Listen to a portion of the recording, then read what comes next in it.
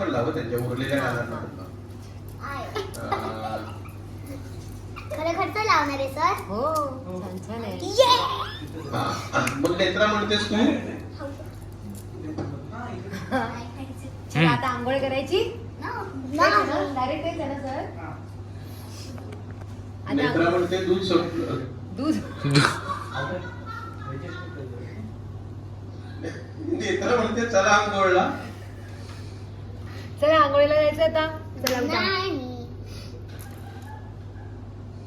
थंडी वाजते बोल. इतक्या थंडीत आंघोळ कशी करायची.